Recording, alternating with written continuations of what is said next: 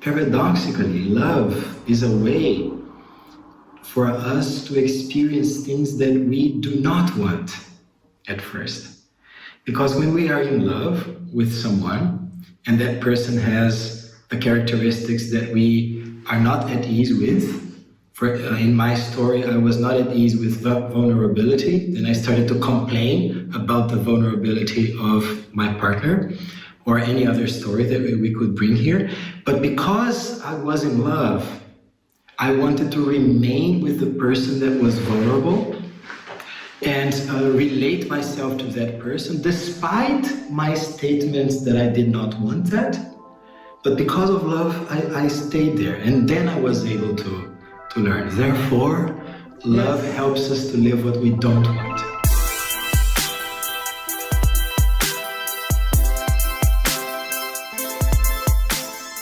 This is Selima Sfar. She's a TV broadcaster. She promotes sports that are her passion. And we have been working together for some time now, developing consciousness together. And today we are going to talk about love. Hello, how are you? Hello, Fernando. I'm very happy to be here and to talk about this fabulous topic. Yes, thank you for being here. Love is such a huge topic, so there is so much to talk about it. Everyone is talking about it. All the poets are talking about love. So we decided to focus on one thing specifically, that is how we want to experience love and what we end up getting, which can be quite different things.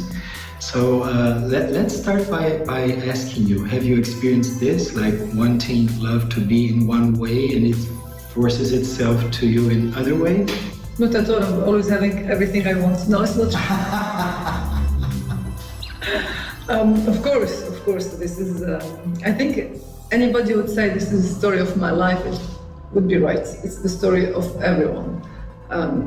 Even though honestly, we can have a beautiful life and beautiful things to live and to share and to experience, and that's the beauty of it. But at the same time, we only learn through relationships. And I often say that a rich life is a life full of experiences and relationships. That's what the content of our life is, relationships. So the quality of our relationships is the quality of our lives.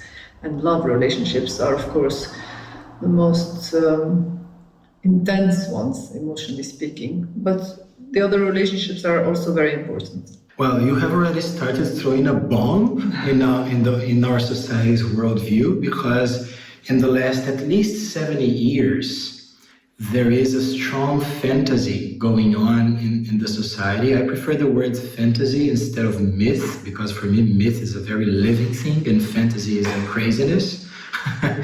But there is a fantasy in our society regarding the value of individuality. So everyone must be an individual, and being an individual, independent and separated from everyone else is the goal that everyone wants to achieve. And it just brought a vision where love is more important, where love is the way through which transformation occur, and even love can build your personality, and this is what evolution is really about. And also, another bomb that you already threw is that the quality of your relationships reveal a lot about yourself. So relationships are a part of individuality. Would you like to elaborate a little bit about that? Yes, and I will have to start in order to be authentic with myself, and to anybody who heard me say things that I thought were right, but I didn't know better at the time. I used to be the first one to say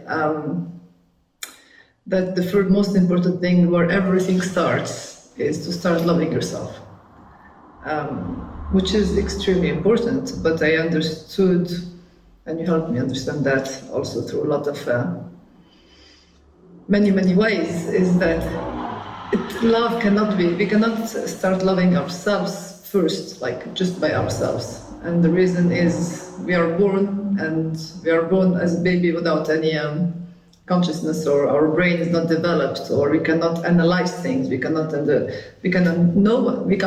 understand what love is in a rational way or whatever. So our brain has not developed that idea yet. The only thing is that the baby is going to watch the parents. And the first definition of love is going to come from the parents. The definition of love is like the baby has a white page totally, and on that white page is going to start to write what love is, depending whatever experiences the child is going to have from the parents and from the mother. And that programming is going to stay there in the subconscious, and the child will grow up, and if there is no awareness in there, or no self-development, or no work, or then this program is going to become very solid in the subconscious mind, and that's what will be reflecting on the outside. As you asked me for an example, if any kid is born in a family or parents who are kind of emotionally unavailable and not showing so much affection, attention, love, whatever, then even though the child becoming an adult will want so much love, because that child, that part of the adult will be craving that, so they would want it and need it so much more, but at the same time they will keep subconsciously attracting people who are emotionally unavailable. And we see that quite a lot. I think this is one example that most people could relate to, really. Yes. It's interesting to notice that we have a definition of love that is spread, like a definition that everybody believes in, of what love should be. For example, love should be the way I care about other people, the attention that I give to other people, how close I am, and everything that I am able to do for the other person, even sacrifices. This would be, and of course, all the happiness that comes with it, and the connection, everything we want to experience with the person, being in romantic moments, going to the movies. So this is a very common definition of love. And then when we don't have that, we believe that we are not experiencing love. But what you're telling us here, and I truly believe in that, is that we can have different definitions of love based on which definitions, on what we saw our parents doing between themselves and to us. And this influences deeply who we are and how we experience love, what we expect love to be. And this creates a division inside ourselves, because rationally, we want to experience love as the society has taught us that love is. But what really ends up happening is that we maintain the definitions that our parents taught us, and we keep experiencing that style of love. Let's say a child is having a dinner with a family, and the mother would go, "Hey, don't eat like this is very bad," and like shouts at him or whatever, and the child feels ashamed and not good and starts crying. And then the mother would go, "You know what, you're crying, but you know I'm doing this because I love you." So that child might also have this programming saying, okay, well, love is kind of a little bit of an abuse, and when somebody like treats you and hurts you this way and makes you feel a little bit of pain and talks to you in a rough way, that's love, subconsciously. And so this person, if staying in this subconscious programming, might attract also situations later on where maybe the fiancé or whatever, the boyfriend, or would be behaving the same way, like in a bit rough way, in a bit an aggressive way, whatever. It could take any degree depending on the situation for the child. And without being, and then the person would go, but why am I attracting always this kind of people? Why does this keep happening to me? And then you could tell the person, I have many friends, when we talk, and even situation with myself, of course, is that we think we go to see, because we went from a boyfriend who is brown with dark eyes, and then we had this boyfriend who was this time blonde with blue eyes. One likes fish, the other one likes meat. And like, come on, I chose somebody different. One has this personality, one has the other personality, but it's not about this kind of differences. It's really about energy, what kind of energy this person is giving and sharing, and the attitude and the behavior in a natural way or in an autopilot way. And we're going to see the similarities. So from there, it is much easier to reflect and go in and understand what's happening, what is an autopilot that is creating that. One thing that is very interesting to see in the way you speak is how life does not respond to our expectations. It responds to the programming that is in our unconscious minds. So to explain this a little bit, when I say that life does not respond to our expectations, I mean that we have this definition of love, and we want that, we seek for that, we go to places looking for that, but what we end up getting is what reflects the patterns that existed before. And we don't know why these patterns are there, but they keep coming back. The first thing that would be interesting to tell ourselves is, okay, this is happening not the first time, at least to be aware of what's happening. That's not very difficult, just to give awareness with a lot of authenticity, with a lot of honesty to what's happening in our life. And noticing, oh, this has been happening more than once, more than twice, more than 3 times. Okay, what is the programming there? There is a pattern here. If there is programming, it means there is something in the subconscious mind, in the shadow. Yes. So once we go back there, and once we put a little bit of awareness, of light, of observation in simple words on that subconscious mind. So it is pointless to insist in your expectations, because life does not respond to that. Exactly. It's wiser to see what is truly happening in a day-by-day life, and understand that what's truly happening is what you need to learn. What's happening on the outside is the mirror of what's happening in the subconscious mind, clearly, on that programming. So it's like looking at the mirror and asking the mirror to smile, for you to smile, and you're standing like this. And you're expecting the mirror to smile. It will never smile. So, but if you're aware that it will only smile, if you're aware of yourself that you are not smiling, and now you decide and choose with awareness to smile, then the mirror will smile. And I think it's a very good image, because that's how life acts, I believe.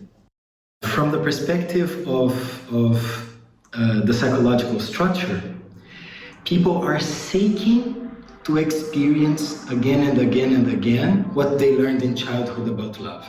So if they had abusive parents or cold parents, they will seek to experience again and again and again abusive behavior in their love relationships, or distant and cold behavior in their relationships.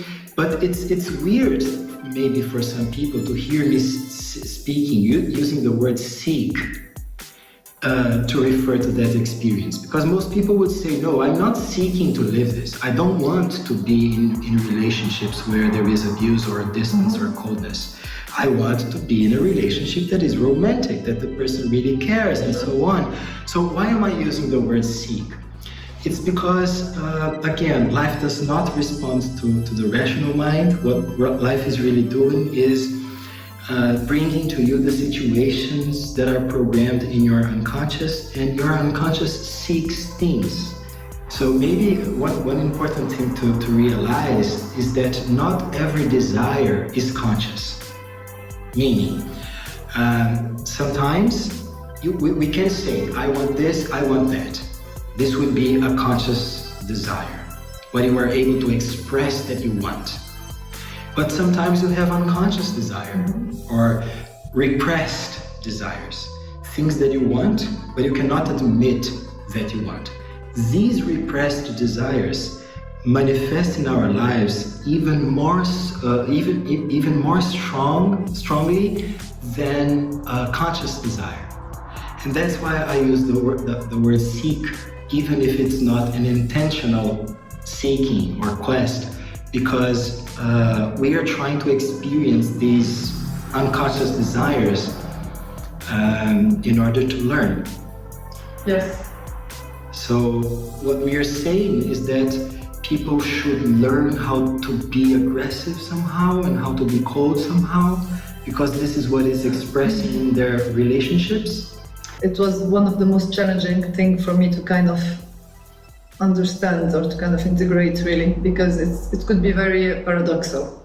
And paradoxal is not opposite, but paradoxal can be complex until it becomes a little bit more simple. Maybe the best way I could explain it is by example again. There is a part which I would call the inner child. For example, a child that has been abused or with very aggressive parents or authoritarian. Let's take the extreme example, because we all can be authoritarian sometimes, and again, there are no perfect parents, or even sometimes they could behave almost perfectly and the child would get a different meaning. So it's not blaming any parent here.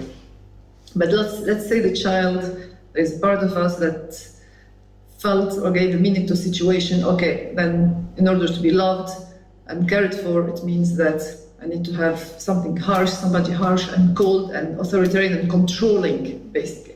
But we don't know that. And what we want consciously is someone who would respect our boundaries, somebody who would be gentle, somebody who would let us be free, somebody who gives a lot of affection, somebody who is, like, as you say, like we see in the movies. But we keep attracting someone who is very controlling. That means also that the child in us, that part in us, have been repressing the part where, by contrast, has been the aggressive part. So because we have been suppressing that childhood aggressivity, the energy of aggressivity, or the energy of control, or the energy of abuse, or the energy of... Because that part was repressed in a way and stayed in the subconscious.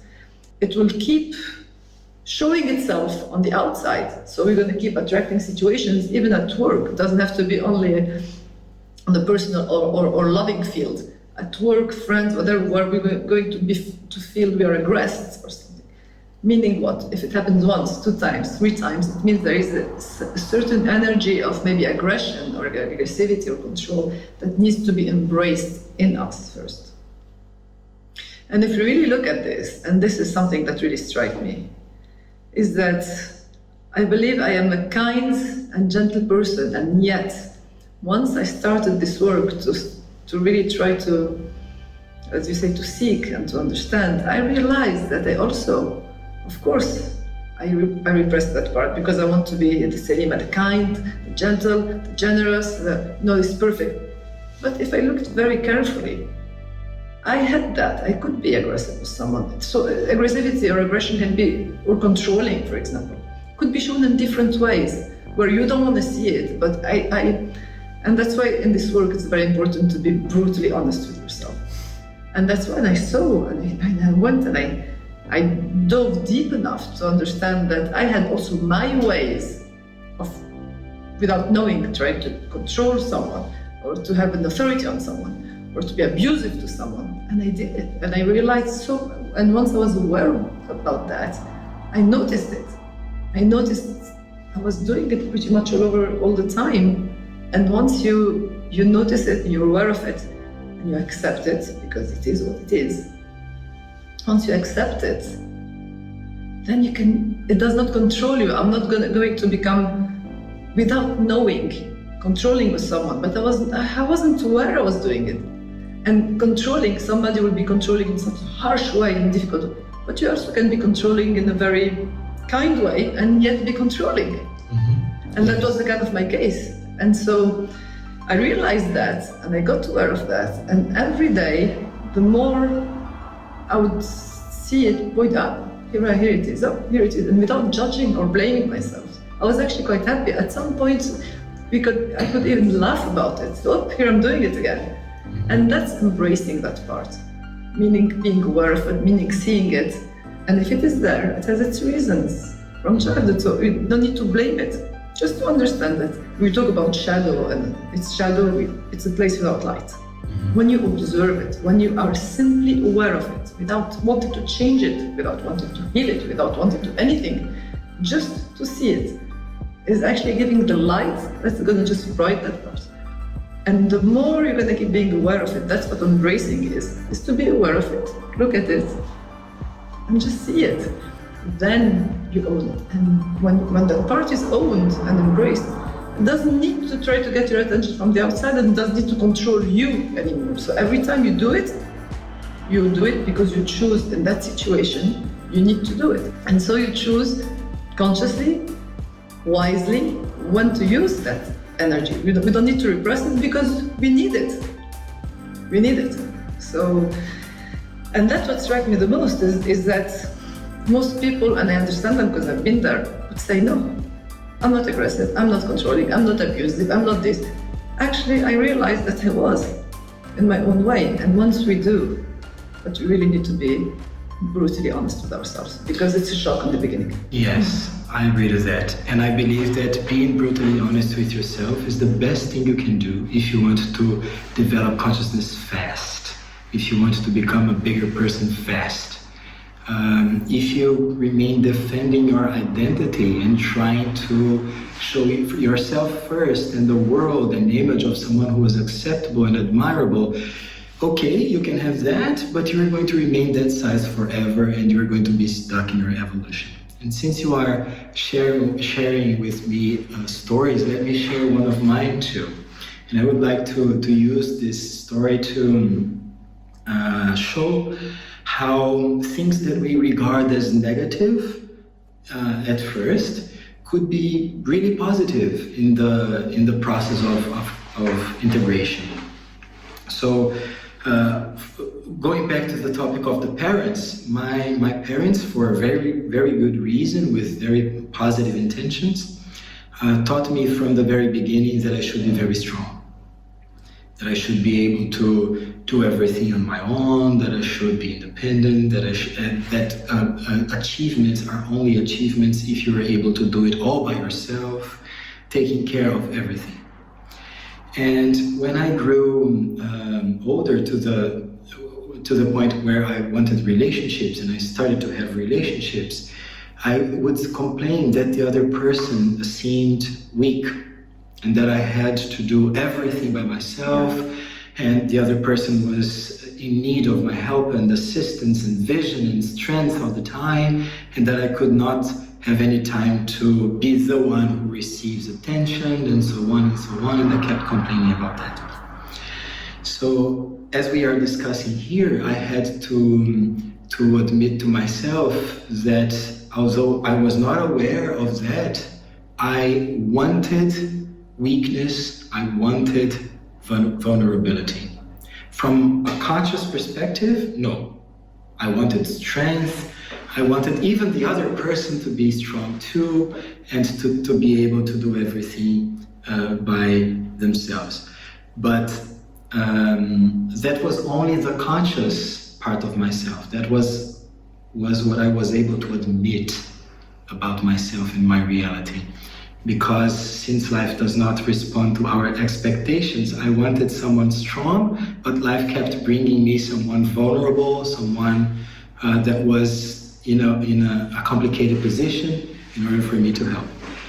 And finally, I got to the conclusion that I wanted to be the vulnerable person. I wanted to have time to be weak, to have the opportunity to be weak, in order to receive attention from other people, help from other people, care and love from other people. And in a way, I had to learn how to be less strong and less and more vulnerable. Yeah, another way maybe to say it is also maybe you needed to learn to embrace your vulnerability, simply to embrace that part of you that was kept in the shadow, and as much as you showed the strong side, you needed also to give that attention to that vulnerable side. So yeah, the first step is to actually dive in and be aware and be brutally honest with yourself, and then you keep noticing it, and that's with awareness every day in situations. That's the embracing, and after that there's the integration, which comes whenever it's ready, really. Whenever things become consolidated enough and aware enough, day after day after day. That's integration. It's like digestion. It creates unexpected outcomes. For example, in my case, in this story I just told you,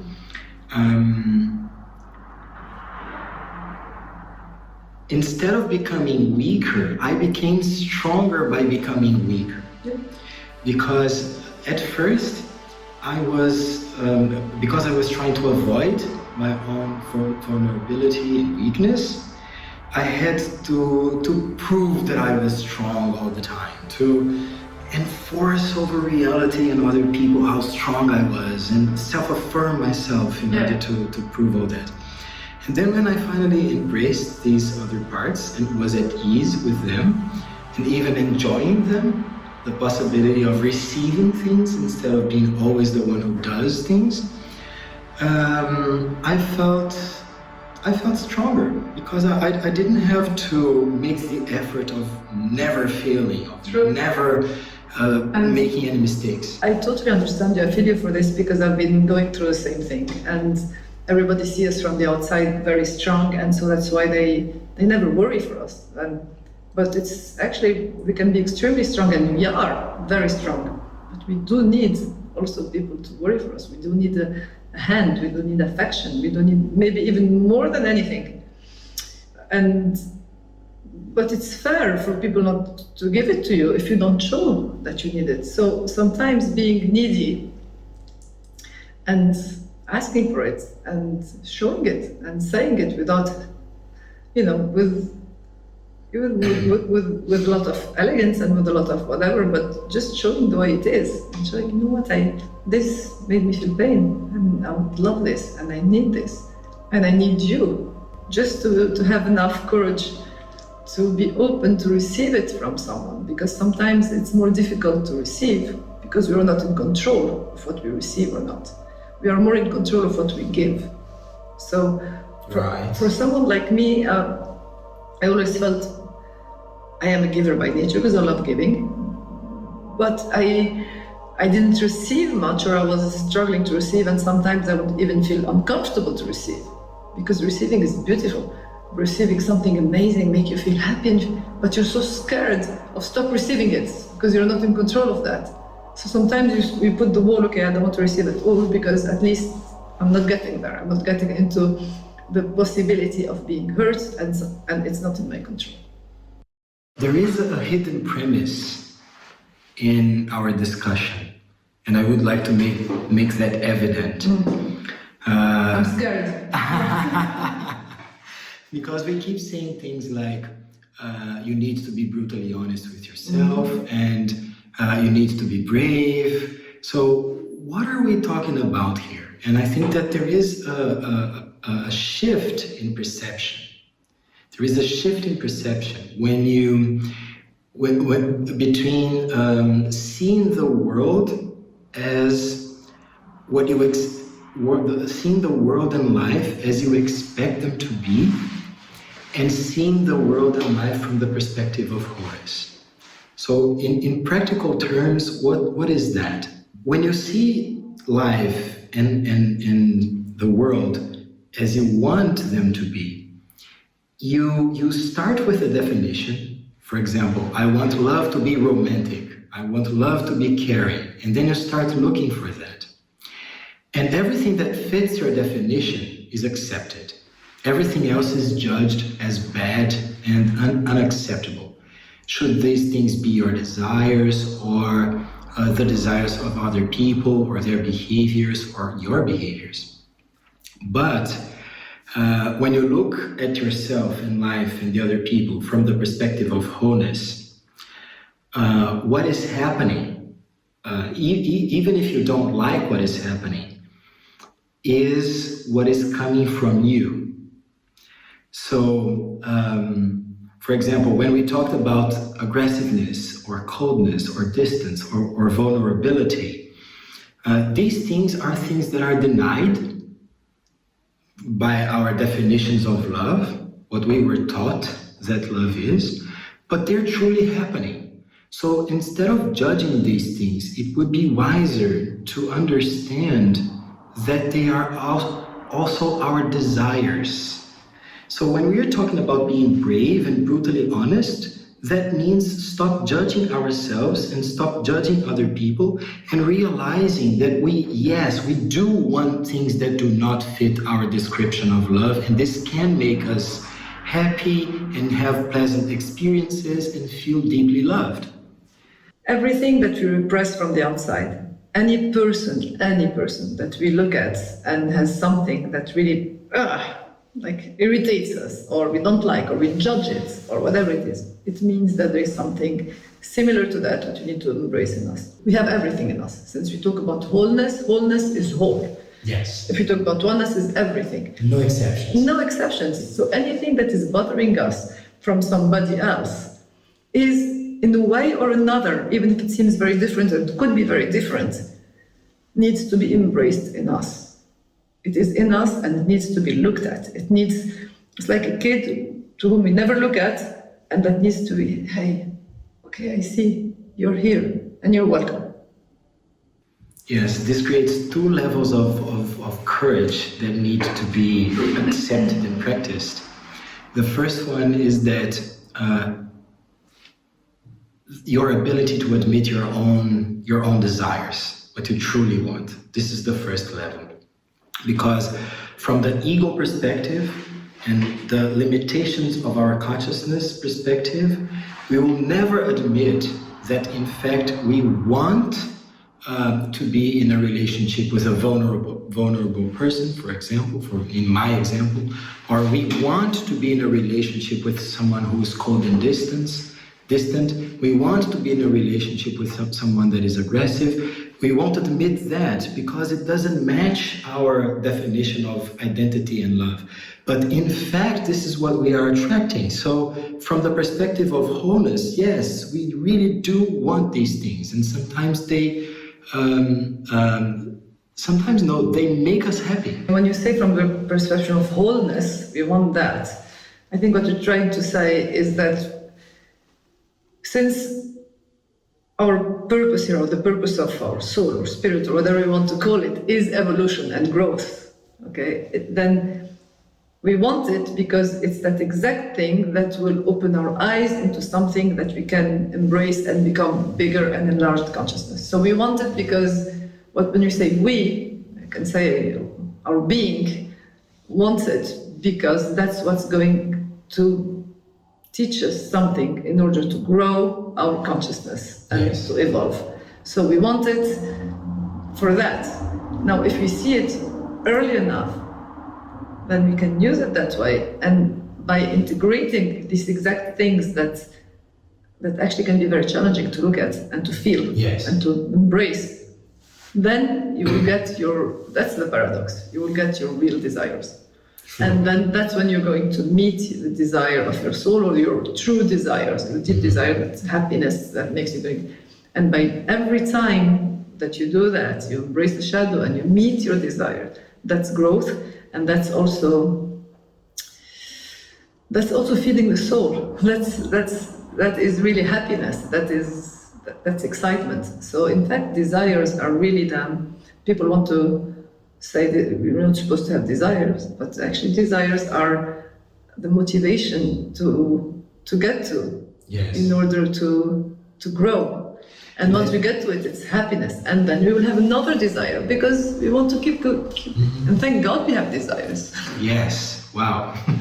That takes us to the second level of courage that I see necessary. That is to admit that paradoxically, love is a way for us to experience things that we do not want at first. Because when we are in love with someone and that person has the characteristics that we are not at ease with, in my story, I was not at ease with vulnerability, and I started to complain about the vulnerability of my partner, or any other story that we could bring here. But because I was in love, I wanted to remain with the person that was vulnerable and relate myself to that person, despite my statements that I did not want that. But because of love, I stayed there, and then I was able to learn. Therefore, love helps us to live what we don't want.